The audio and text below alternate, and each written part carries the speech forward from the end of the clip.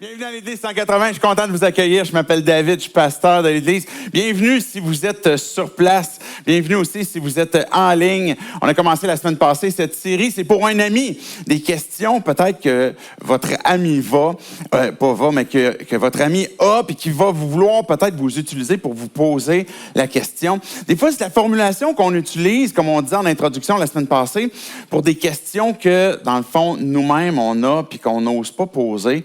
Et puis qu'on utilise, c'est pour un ami, puis j'ai une question que j'aimerais demander. On a tous des questions.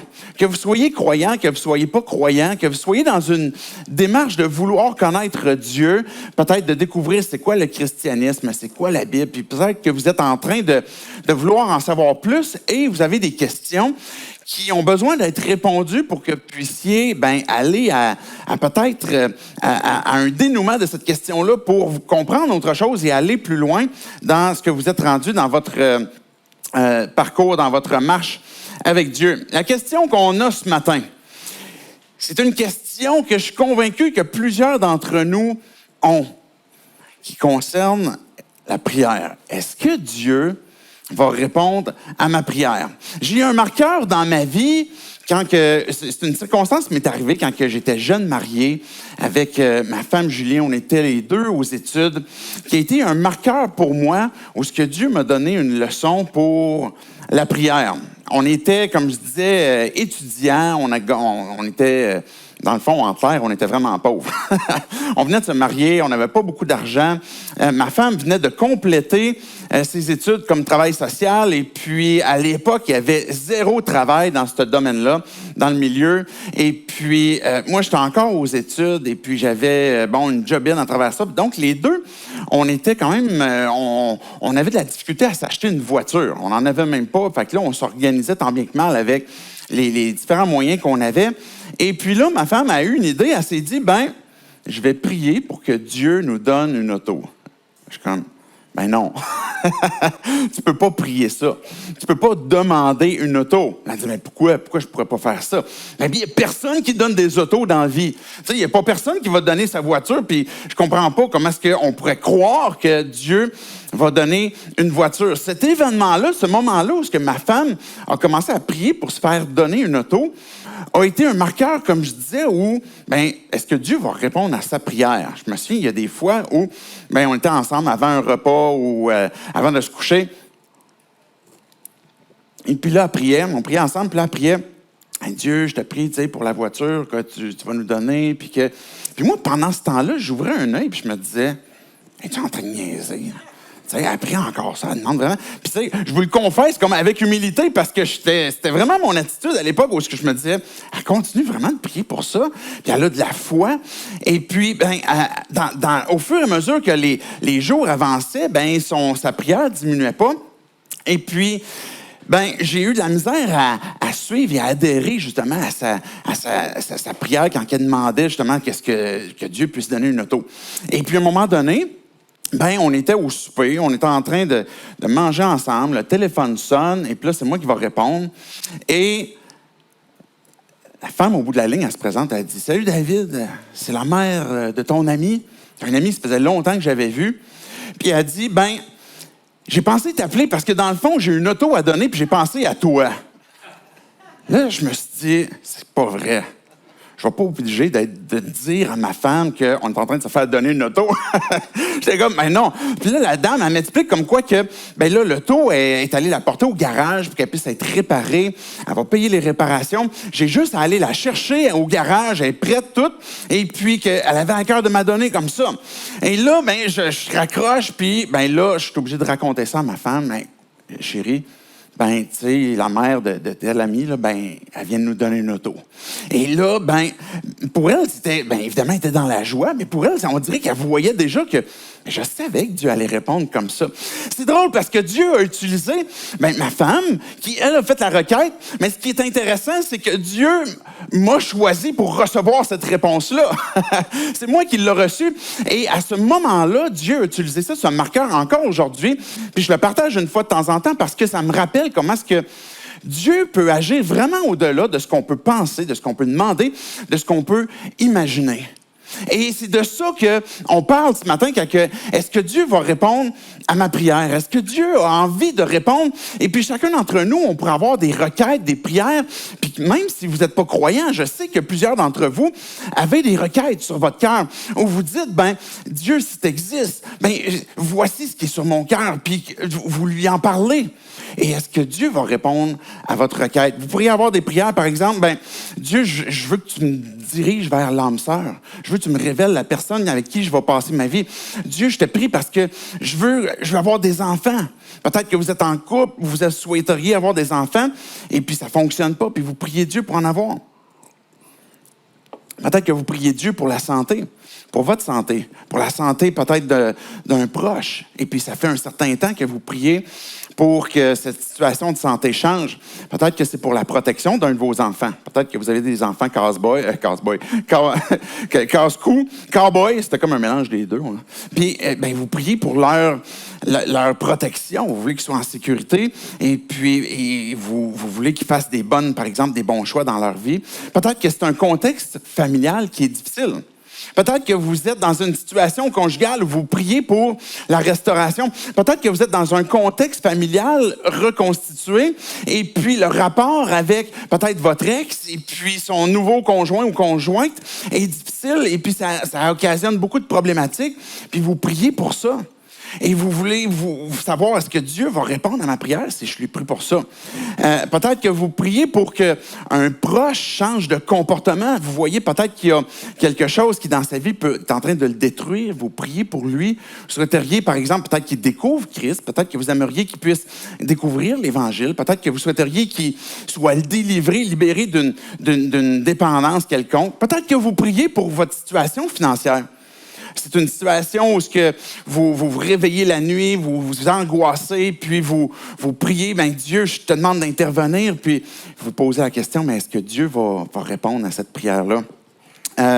C'est peut-être pour ton entreprise, peut-être ton contexte de travail. On a tous des requêtes qui sont comme ça sur notre cœur, et puis qu'on va se poser la question, mais est-ce que Dieu va répondre à cette requête-là? Et la réponse brève, est-ce que Dieu répond?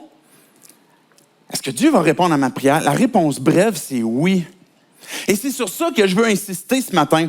Pas tant sur tous les aspects de qu'est-ce qui arrive, pourquoi est-ce que Dieu n'est pas en train de répondre, parce qu'on pourrait se poser cette question-là, mais je veux insister sur le fait que oui, Dieu veut répondre, que oui, Dieu va répondre. C'est son désir qu'on le prie, c'est son désir qu'on puisse entrer en relation avec lui, qu'on puisse lui parler, qu'on puisse lui communiquer ce qui est sur notre cœur, et puis est-ce que Dieu va répondre? La réponse est oui. Maintenant, quelle sera la réponse? Je ne peux pas connaître, évidemment, la réponse de ce que Dieu va vous donner.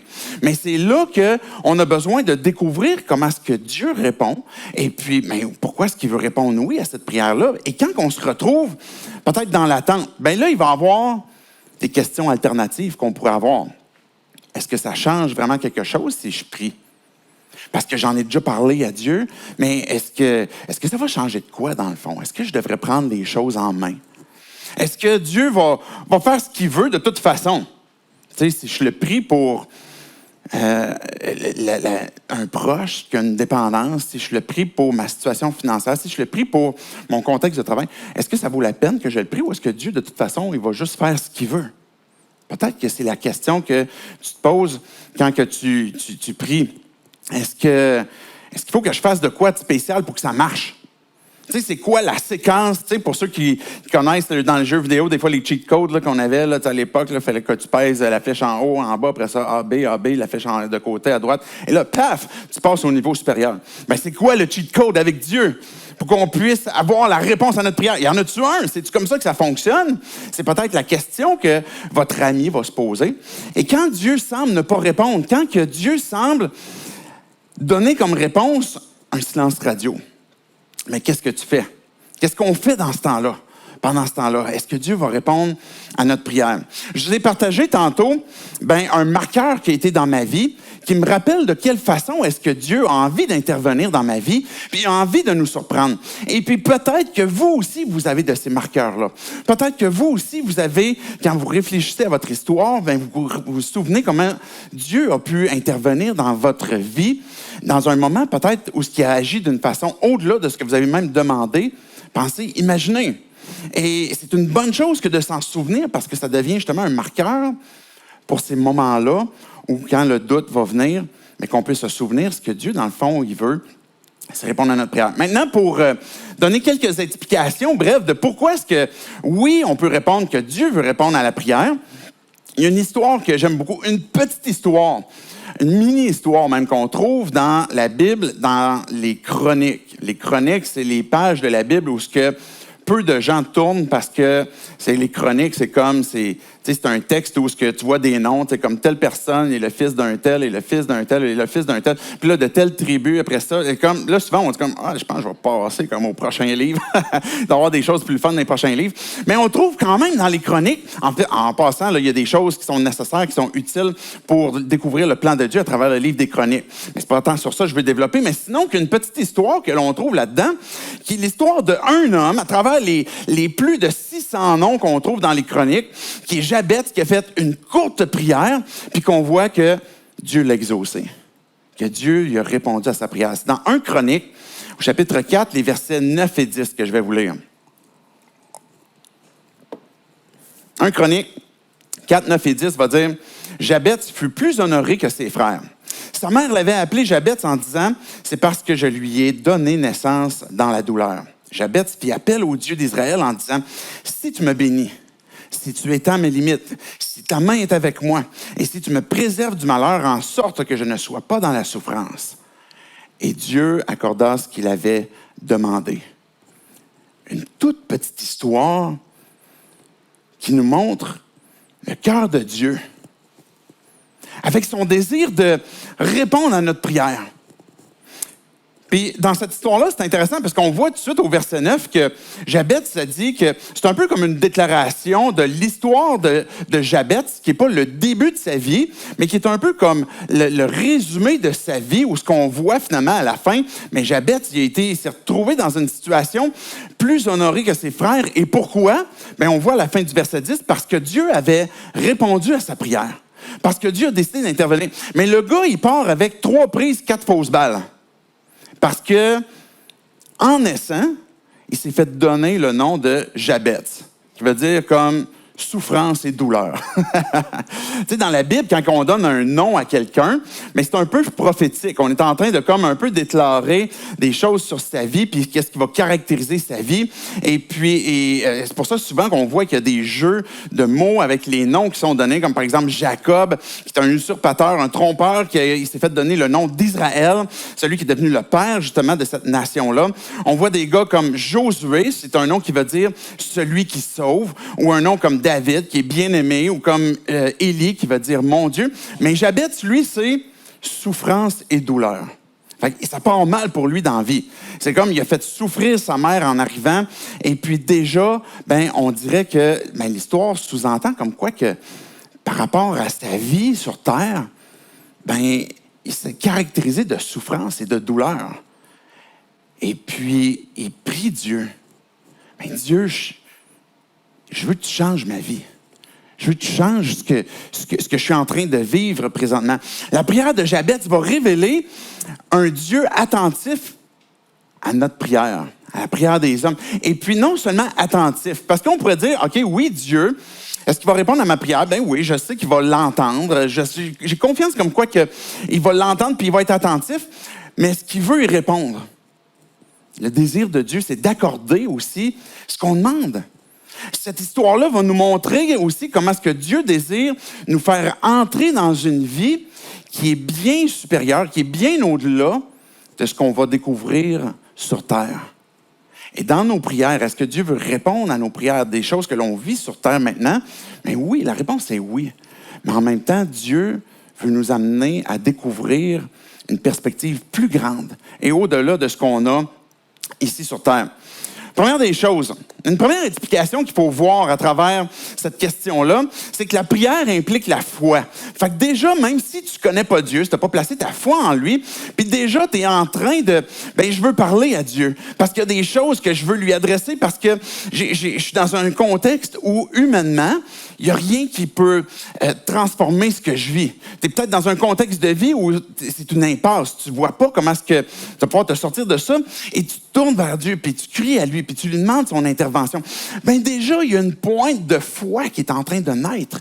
Déjà, il y a quelque chose qui est en train de se manifester qui est, mais Dieu, je considère que peut-être que tu existes, et puis que tu m'entends. Et puis, déjà, tu es en train de faire un pause que, Dieu, si tu entends, je te demande d'intervenir. Jacques, il va dire, au chapitre 1, puis Jacques, qui est le frère de Jésus, le demi-frère de Jésus, qui va parler beaucoup de prières. Puis au verset 5, par exemple, il va dire, mais si vous manquez de sagesse, si l'un de vous manque de la sagesse, qu'il la demande à Dieu. Pourquoi? Parce que de quelle façon est-ce que Dieu donne? Qu'il la demande à Dieu, qui donne à tous simplement et sans faire de reproches. Ce que Dieu est en train de nous dire ici, c'est que si je reconnais mon manque, si je reconnais mon besoin, que je me tourne vers Dieu et puis que je lui demande. Parce que Dieu a plaisir à donner à tous, sans reproche, simplement. Mais il va ajouter, par exemple, elle lui sera donnée, mais qu'il la demande avec foi et sans douter. Déjà, d'avoir ce pas où je suis en train de dire à Dieu, Dieu, voilà mon besoin. J'ai besoin de sagesse. Dieu, j'ai besoin d'une auto. Dieu, j'ai besoin que tu restaures mon couple. Dieu, j'ai besoin que tu diriges l'avenir. Les questions qu'on va se poser souvent, quand on va parler de est-ce que Dieu va répondre à ma prière, ce qui va sortir souvent, c'est c'est quand? C'est quand qu'il va répondre? Et celle-là, je n'ai pas de réponse pour vous. Et l'autre question qu'on va avoir, c'est comment? Comment il va répondre? Puis celle-là non plus, on ne connaît pas la réponse. Mais Dieu nous répond dans le moment qu'il veut, puis dans le comment qu'il veut. Mais des fois, Dieu va répondre à notre prière dans le quand. Ça peut être de façon instantanée. On prie pour une délivrance. C'est des choses que j'ai entendues souvent, des témoignages de personnes j'ai prié que Dieu me délivre de cette dépendance que j'avais. Et puis Dieu a été intervenu dans sa vie comme ça. Une délivrance qui a été accordée dans un moment de prière. Des moments comme ça où ce que Dieu accorde instantanément une réponse. Ça arrive. Dieu peut répondre aussi plus tard dans le temps. Pourquoi est-ce qu'il attend plus tard dans le temps? Je ne sais pas. Mais c'est une question de foi, comme on est en train de parler. Si c'est plus tard dans le temps, qu'est-ce que je fais en attendant? En attendant que Dieu va répondre. Ou même aussi, Dieu pourrait répondre instantanément, ou Dieu pourrait répondre en différé plus tard, mais aussi Dieu pourrait répondre progressivement. Il y a quelque chose, on pourrait parler, comme on parlait tantôt de dépendance, ou la restauration d'un couple, il y a quelque chose qui, quand je continue de prier, puis que je persévère dans ça, Dieu est en train de répondre à ma prière de façon progressive.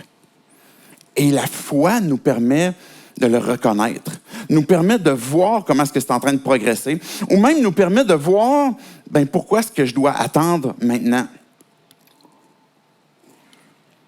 À un moment donné, Job a dit, dans sa souffrance, ça ne sert à rien de prier Dieu, ça ne sert à rien de crier à Dieu parce qu'il n'écoute pas. Et puis, un des amis de Job, le 4e ami qui n'a pas été reproché par Dieu, qu'on voit dans l'histoire, va dire à Job, tu dis, Job, on crie à Dieu en vain, on crie à Dieu pour rien parce qu'il ne s'en soucie pas. Mais moi, ce que je te dis, c'est ta cause est devant lui. Puis attends-le. Cette cause où on a la foi que est-ce que Dieu va répondre à ma prière? Je me trouve peut-être dans une attente. Je prie pour mon enfant, pour que Dieu intervienne dans sa vie. Je prie pour ma situation familiale. Je prie pour la santé. Et que Dieu me demande d'attendre, d'avoir cette foi comme ce que l'ami de Job a rappelé, de attends-toi à lui. Prie, ta cause est devant lui. Et Dieu, c'est l'invitation qu'il nous fait. Et puis des fois, on va avoir peut-être envie d'arrêter de prier justement parce qu'on se dit, mais c'est silence radio, qu'est-ce que je vais faire? Mais le fait de s'attendre à Dieu, c'est justement de continuer dans la foi, en attendant que Dieu intervienne, que Dieu fasse quelque chose à sa volonté. Le comment est-ce que Dieu va répondre? On va imaginer souvent que la prière, ça va être quelque chose où ce que Dieu va répondre de façon surnaturelle. Et c'est légitime que de s'attendre à quelque chose de surnaturel. Est-ce que si je prie Dieu qu'il fasse un miracle dans ma vie, est-ce qu'il va le faire? Est-ce que Dieu fait des miracles? Oui. Est-ce que Dieu en fait encore aujourd'hui? Oui, absolument. Et le fait que je prie Dieu, c'est que je suis en train de vouloir son intervention dans ma vie, où je reconnais que même mon intervention moi-même humaine, que je ne contrôle pas, fait plus tant la différence, ou d'un autre proche. Puis j'ai besoin que Dieu intervienne d'une façon surnaturelle. Puis Dieu pourrait répondre aussi d'une façon naturelle. Et c'est là, des fois, qu'on a besoin d'avoir la foi que Dieu est en train de répondre de façon naturelle. Je prie Dieu que telle situation se règle financièrement, par exemple, ou mon couple qui se restaure. Et là, Dieu envoie des gens sur ma route pour me parler, pour m'encourager.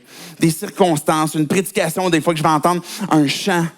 Et là, dans ce contexte naturel, Dieu va répondre à notre requête. Et de le reconnaître, la foi est nécessaire justement pour qu'il puisse ouvrir nos yeux pour ça.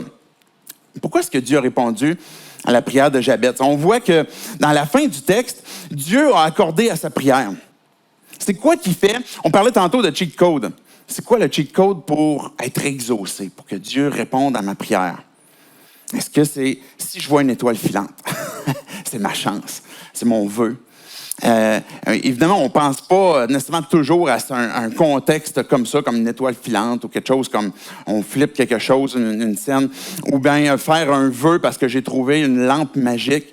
Des fois, on pourrait imaginer Dieu un peu comme ça, comme si je vais faire un vœu, c'est comme il faut que je trouve le bon moment où ce que Dieu ouvre la porte pour que je puisse lui donner ma prière. Et c'est pas ça.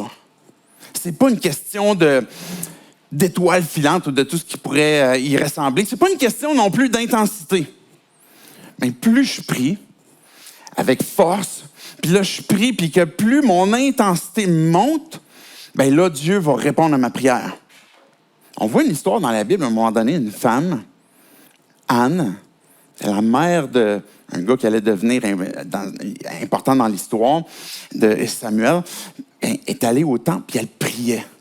Puis l'histoire nous dit que on n'aurait pas été à côté d'elle, puis on n'aurait même pas entendu les mots qu'elle disait. Parce qu'elle faisait juste dire sa prière, tout simplement, avec quelques balbutiements. Il n'y avait pas d'intensité. Puis Dieu a répondu à sa prière.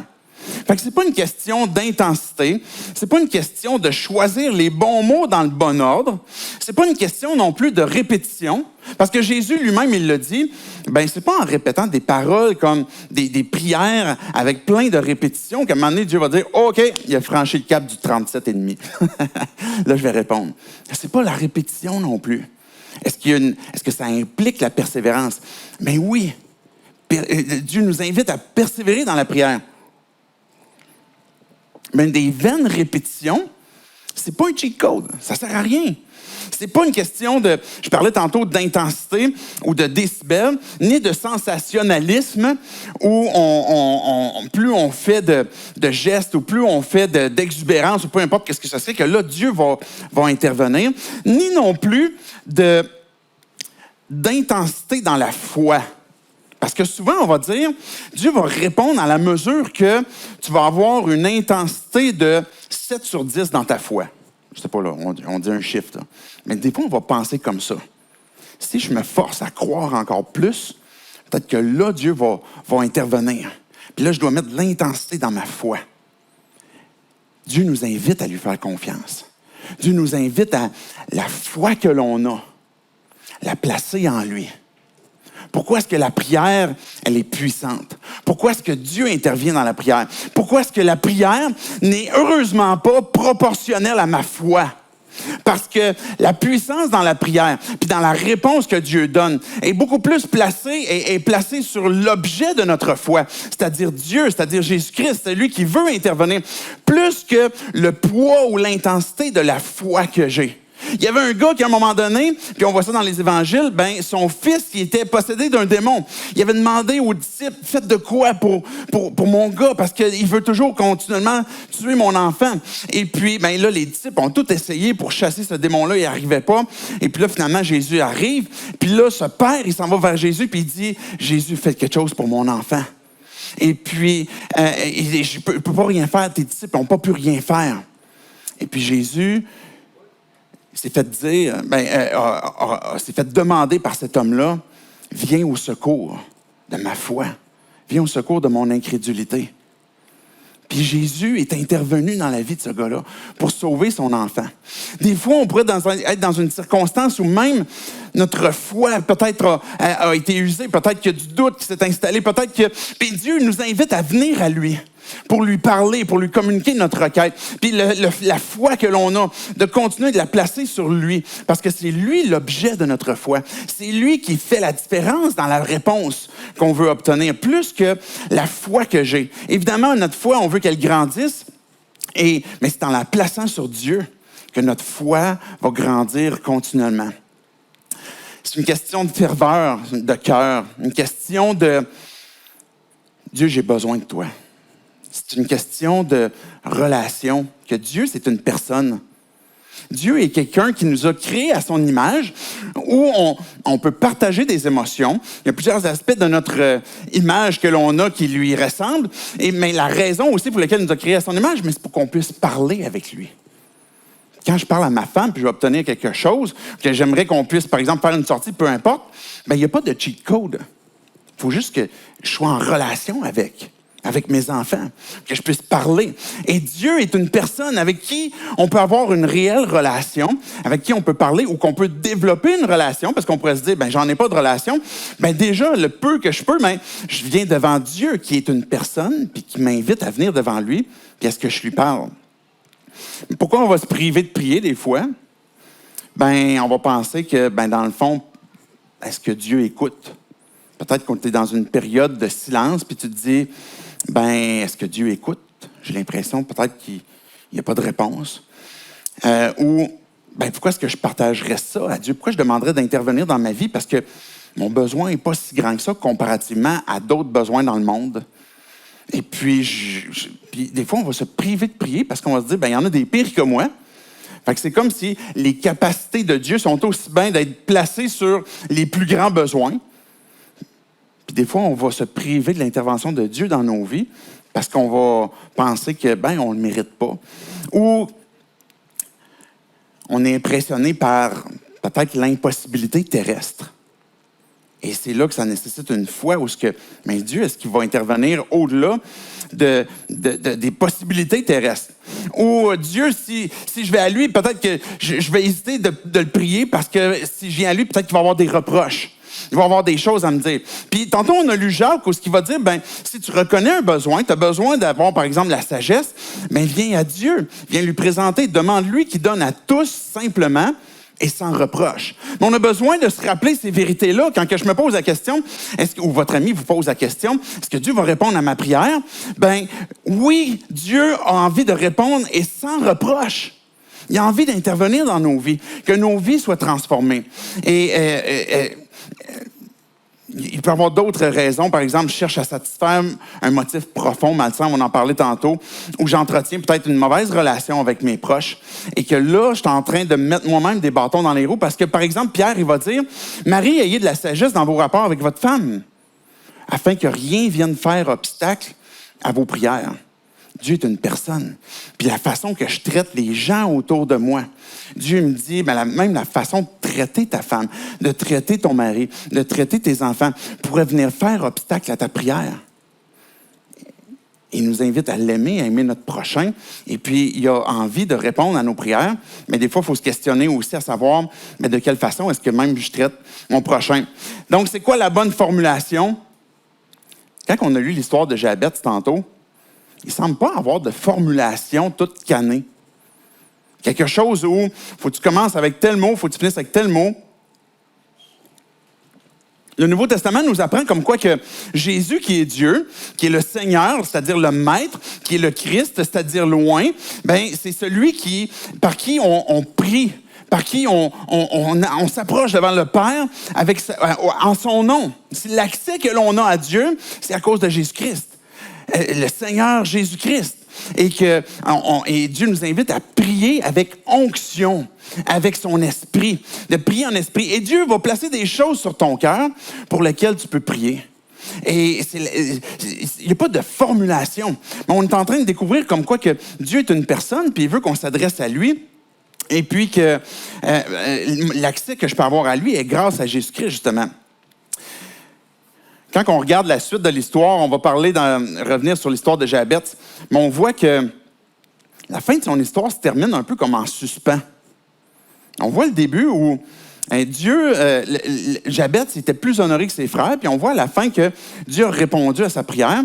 Puis de Jabez, on dirait qu'il est resté en suspens. On n'a pas trop de suite. En fait, on n'a pas de la suite de l'histoire de Jabez. Mais ce qu'on voit, c'est que Dieu a répondu dans le courant de sa vie, dans ces points de suspension-là, dans une période de temps que Dieu fait son œuvre, qu'on ne comprend pas toujours le pourquoi, mais qu'on peut avoir la foi que si je parle à Dieu, il veut répondre à ma prière. Et puis la vie va se poursuivre, mais on continue de s'attendre à Dieu. Mais prier, c'est parler avec celui qui a le contrôle de ta vie. Est-ce que vous êtes toujours avec moi? Pour vous perdre, là, vous n'êtes pas endormi, c'est correct. Le café était assez fort. Parler avec celui qui a le contrôle de nos vies. C'est ça qu'on doit se rappeler. Que Dieu a un contrôle et souverain. On parlait tantôt, c'est une question de foi. Une question de foi que Dieu peut contrôler. Dieu n'est pas détrôné. Il n'est pas tombé à côté de son trône. Il ne se garde pas la tête comme « Hey boy, je suis tombé dépassé par cette situation-là. » Et je ne l'avais pas vu venir. Dieu est celui avec qui on peut parler, puis qui peut avoir le contrôle sur nos vies, sur nos circonstances, et ultimement sur notre éternité, sur ce que l'on vit présentement. La prière nous emmène dans la présence de Dieu. C'est ça qu'on doit savoir. Quand que je suis en train de parler à Dieu, puis est-ce que Dieu va répondre à ma prière? Mais je suis en train de, quand je prie, je suis en train d'entrer dans la présence de Dieu. C'est à ce point-là où le fardeau tombe sur nos épaules. Parce qu'on est dans sa présence et puis on est en train de se souvenir qu'il est souverain et puis qu'il peut avoir le contrôle de ma vie. Et ça, c'est libérateur. Parce que quand je viens devant lui puis je lui expose ma prière, puis ce qui est lourd sur mon cœur, mais une fois que je lui ai dit, une fois que je lui ai donné mes inquiétudes, une fois que je lui ai donné mon angoisse, mais après ça, je peux repartir et savoir que Dieu est au contrôle. Je peux respirer, je peux dormir en paix, je peux avoir cette vie que Dieu veut que j'aime maintenant, même s'il y a des circonstances qui sont encore terrestres, qui ne sont pas tout à fait résolues. Mais je sais qu'une fois je l'ai dit à Dieu, que je suis entré dans sa présence, que le contrôle, qu'il est souverain et que je lui ai donné, mais je sais que ma cause est devant lui. Puis maintenant, je m'attends à lui, puis je vais vivre. Je vais profiter de ce que Dieu me donne. C'est là que les fardeaux disparaissent et puis que des fois, les problèmes sont encore là. Mais j'ai la confiance que le fardeau, la lourdeur, est maintenant entre les mains de Dieu. Puis que Dieu interviendra au moment qu'il voudra. Je me souviens des moments, d'autres marqueurs dans ma vie. Peut-être que vous en avez, vous pourriez vous en rappeler. Peut-être que vous aimeriez en partager un aussi. Si vous êtes en ligne, vous pouvez l'écrire peut-être dans le chat, juste en une phrase, comme pour décrire ou déclarer justement comment est-ce que Dieu est intervenu dans vos vies. C'est des situations où, même dans des contextes de souffrance, de douleur, peut-être que vous avez prié. Et c'est dans ces moments-là, dans ma propre vie, où j'ai eu une plus grande intimité avec Dieu. Ou dans des moments de souffrance, de douleur, d'incompréhension, puis que j'ai crié à Dieu, j'ai parlé à Dieu, ça a été ces moments-là qui ont été bénis. Puis que j'ai senti que Dieu intervenait. Dans la prière, on pourrait parler de plusieurs bénéfices. On disait tantôt que c'est de parler avec celui qui a le contrôle de nos vies. C'est le moment quand on prie où on laisse Dieu être Dieu. Ça a l'air banal, comme ça. On laisse Dieu être Dieu. Et ça, c'est libérateur. Dieu m'a fait une promesse. Dieu a placé un rêve sur mon cœur. Dieu me place un appel. Et je lui abandonne, je lui laisse. Est-ce que Dieu veut que mon couple soit restauré? Je lui ai partagé. Maintenant, je vais laisser Dieu être Dieu. Travailler dans ma vie, travailler dans la vie de l'autre. et de voir comment est-ce qu'il va agir. On pourrait citer l'histoire, par exemple, d'Abraham qui s'était fait dire, tu vas avoir un enfant, et puis qu'il n'a pas laissé Dieu être Dieu à ce moment-là, puis il a dit, bon, je vais aller, vu que ma femme est vieille, elle ne donne pas de suite d'enfant, je vais aller vers ma servante, qui est allée faire un enfant avec l'autre, puis peut-être Dieu va répondre à la promesse qu'il m'a faite avec mon moyen humain.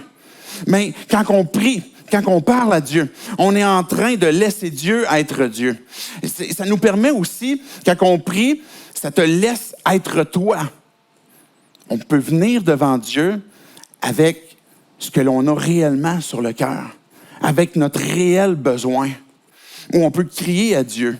On peut demander qu'il puisse intervenir. On peut être authentique devant Dieu. On ne peut rien cacher à Dieu. Et puis qu'on peut tout simplement, mais Dieu, je viens d'une façon authentique et vraie. C'est à ce moment-là où dans la prière, il y a une intimité qui se crée avec Dieu, où c'est approfondi, où on est cœur à cœur avec Dieu, où Dieu, on peut lui laisser la pression de ce que l'on vit, de ce qu'on voudrait contrôler, d'avoir plutôt de l'anxiété, de l'inquiétude, de différents trucs qu'on va utiliser pour calmer la souffrance que l'on a, on est en train de laisser cette pression-là à Dieu. Ou ça transfère un fardeau sur Dieu plutôt que sur nous, puis ça nous permet de lâcher prise. Juste avant de conclure avec certains trucs qu'on peut voir dans la prière de Jabez, dans Jacques 5, versets 2 et 3, Jacques va dire, « Vous ne possédez pas parce que vous ne demandez pas. » Pourquoi est-ce qu'on ne reçoit pas? Peut-être que tu te poses la question, est-ce que Dieu va répondre à ma prière? Peut-être que la première question qu'il faudrait que tu te poses, c'est est-ce que je lui ai demandé? Parce qu'il faut demander à Dieu. Vous recevez pas parce que vous ne demandez pas. Puis on a parlé tantôt de différentes raisons pour lesquelles peut-être on se priverait de demander.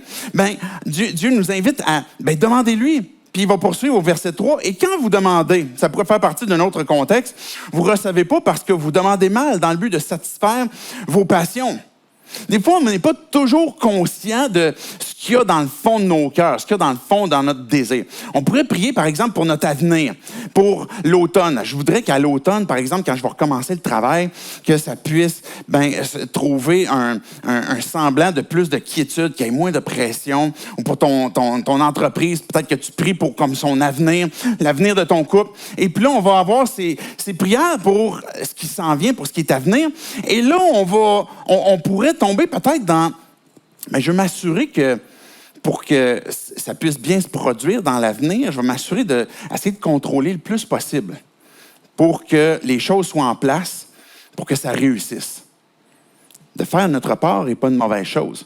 Mais quand on arrive dans un point où je veux tout contrôler, et là, dans ce que je veux essayer de contrôler, de gérer pour préparer ce qui est devant moi, puis peut-être ce qui m'inquiète, à ce moment-là, je pourrais trouver de l'inquiétude, de l'anxiété, justement parce que ce que je voudrais essayer de gérer, j'y arrive pas. Et là, je suis en train d'essayer de monter quelque chose, et puis là, je prie Dieu, puis je lui demande, Dieu, viens tenir tout ça, parce que j'ai l'impression qu'il y a plein de choses que j'essaie de contrôler, ça marche pas, pour que ça fonctionne dans mon futur. Et là, ce que c'est en train de cacher derrière ça, c'est peut-être une insécurité que je veux pas abandonner à Dieu, que je veux pas lui laisser une forme de contrôle. Et est-ce que Dieu a envie de venir servir ma réponse à ma prière en venant tenir tout ce que j'essaie de monter qui va sécuriser mon anxiété? Dieu veut m'amener au-delà de ça.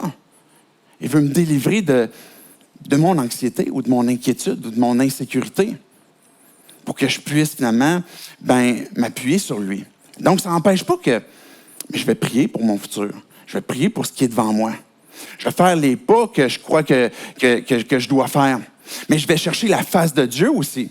Dieu, est-ce que tu veux que je continue d'avancer dans cette direction-là? Je vais lui soumettre mes projets. Et Dieu, je te continue de te prier pour que cette situation-là puisse s'accomplir. Et là, on continue d'avancer. Et plutôt que de chercher à monter nous-mêmes cette réponse-là et demander à Dieu de venir la tenir, là, on est en train d'abandonner le contrôle de nos vies. Puis on est en train de placer notre sécurité sur Dieu, plutôt que sur ce qu'on essaye de faire, et qu'on demande à Dieu de venir le tenir. Et c'est une des applications qu'on pourrait comprendre quand que Dieu va nous dire, à travers Jacques, vous demandez, vous ne recevez pas parce que vous demandez mal dans le but de satisfaire vos passions. Quelque chose qui est derrière, une motivation qui est malsaine, et que cette insécurité-là, Dieu sait pertinemment que ça va générer de la fatigue, ça va générer du doute, ça va générer de l'épuisement, ça va venir voler ma joie. Puis c'est pas la vie abondante que Dieu veut que j'aille. Mais il va vouloir que je lui abandonne peut-être cette motivation-là que j'ai et puis que je saisisse la vie qu'il a à me donner en lui soumettant justement ma prière, puis en validant avec lui, en avançant aussi. Ne vous inquiétez de rien, mais en toute chose, faites connaître à Dieu vos besoins par des prières, des supplications et des actions de grâce. C'est drôle, hein, parce que ce texte-là nous dit, ne vous inquiétez de rien, mais en toute chose. On s'inquiète de rien, mais là où on sent qu'il y a de l'inquiétude et de l'anxiété, ce que je fais, c'est que j'utilise cette énergie-là, ce désir où ce que j'ai envie de me tomber dans l'inquiétude, dans l'anxiété, et je le verbalise en prière, en toute chose. Et là, je prie Dieu et je lui dis, je lui confesse que ça m'inquiète, puis il y a des choses qui sont là, mais je suis en train de lui donner des prières, des supplications et même des actions de grâce parce que je suis déjà en train de dire merci à Dieu parce qu'il va répondre. Parce qu'il veut intervenir, parce qu'il veut transformer nos vies. Je conclue rapidement, avant justement que les musiciens s'avancent. 4 choses légitimes qu'on peut demander, qu'on voit dans la prière de Jabez. Demandez la bénédiction. Il va dire, et puis c'est drôle parce que Jabez va employer une formulation que je vais dire rhétorique. Il va employer le si tu me bénis. Mais il est en train de dire à Dieu, bénis-moi. Puis littéralement, dans l'hébreu, on pourrait voir bénis-moi, bénis-moi. Il va comme le répéter 2 fois. Puis dans l'hébreu, ce que ça veut dire quand il va dire 2 fois, c'est pas une erreur de redondance, de copy-paste. C'est une intensité. Dieu, bénis-moi beaucoup. C'est une prière que Jabez a demandé et qu'on peut demander. Dieu, je veux ta bénédiction sur ma vie. Je veux que tu puisses proclamer le bien sur ma vie. Je veux que ce que je suis en train de découvrir de toi, mais je veux que tu puisses me bénir. Puis Dieu nous bénit de toute bénédiction spirituelle dans les lieux célestes. C'est ce qu'on voit dans Éphésiens. Une deuxième chose qu'on peut demander à Dieu, demander pour plus grand. Dieu, il va dire, par exemple, Jabez va dire, si tu étends mes limites, ben il se sent limité. Le gars, il est appelé souffrance et douleur, puis il va dire, ben étends mes limites. Je veux que ça soit pour plus grand. Au-delà de ce que je suis, de ce que tu m'as confié, de ce que tu me donnes, de ce que tu permets que je vive. Mais donne-moi pour plus grand. C'est ce que Jabez a demandé. Puis Dieu lui a accordé. Si tu me bénis, si tu étends mes limites. Littéralement, donne-moi plus de terrain. Une troisième chose que Jabez a demandé, c'est la présence de Dieu. Il va dire, si tu me bénis, si tu étends mes limites, et si ta main est avec moi. Et c'est ça qui fait la différence dans la bénédiction. C'est ça qui fait la différence quand Dieu est dans nos limites. Là, c'est ça qui va faire la différence quand Dieu va répondre à ta prière. C'est la présence de Dieu dans ta vie, si tu es avec moi. Le psaume 139 va dire, tu m'entoures par derrière, par devant, et tu mets ta main sur moi. Puis une telle connaissance, une telle science est trop extraordinaire pour moi. Elle est trop élevée pour que je puisse l'atteindre.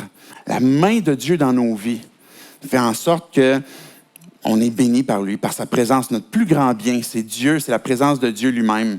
Et puis, en terminant, la 4e chose que Jabez a demandé, il va dire, si tu me bénis, si tu étends mes limites, si ta main est avec moi et si tu me préserves du malheur en sorte que je ne sois plus dans la souffrance.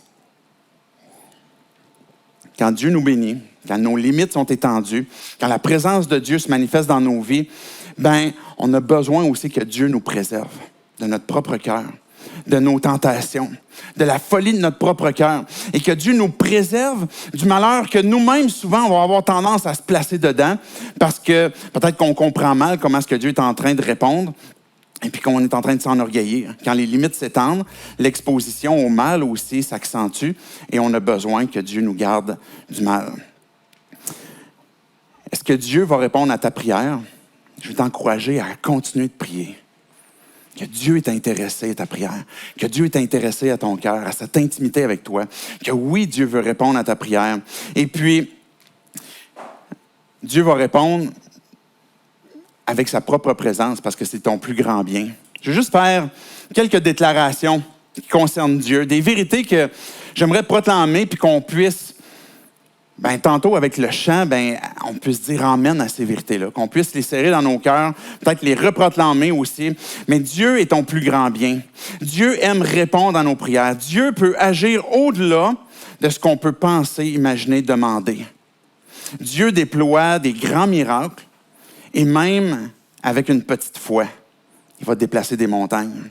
Dieu est sensible à ton besoin. Dieu est digne de ta confiance. Dieu veut que tu lui donnes tes requêtes. Il veut te donner sa puissance. Il veut intervenir dans ta vie. Et Dieu va choisir le moment et la façon qui convient. Dieu, je veux te dire merci parce que tu es le Dieu vivant. Tu es celui qui nous écoute, qui est intéressé à nos vies, qui répond à nos prières. Et Dieu, je te prie pour chacun d'entre nous qui luttons avec cette question, est-ce que tu vas répondre? Peut-être qu'on est dans des moments d'attente, peut-être qu'on est dans des moments de souffrance. On a hâte que tu puisses intervenir. Je te prie pour chacun d'entre nous, Dieu, qui avons cette question, pour que tu puisses venir faire renaître la confiance, la foi. Pour que tu puisses venir faire renaître, Dieu, cette attente que l'on a à toi. Que tu puisses venir faire grandir, Dieu, chacun d'entre nous, notre foi qu'on peut avoir en toi. Dieu, fais ces miracles dans nos vies. On te prie que tu puisses intervenir puis que tu puisses nous faire découvrir comment est-ce que ta présence transforme nos vies. Comment est-ce que Jésus, à cause de toi, si on prie en ton nom, c'est parce que tu es par celui qu'on peut avoir accès à ton Père, à Dieu. Esprit Saint, celui qui inspire nos prières. Merci parce que tu as tout fait pour qu'on puisse entrer en relation avec toi. Parce que tu veux nous faire découvrir ta vie. Et c'est en ton nom, Jésus, qu'on prie ces choses. Amen.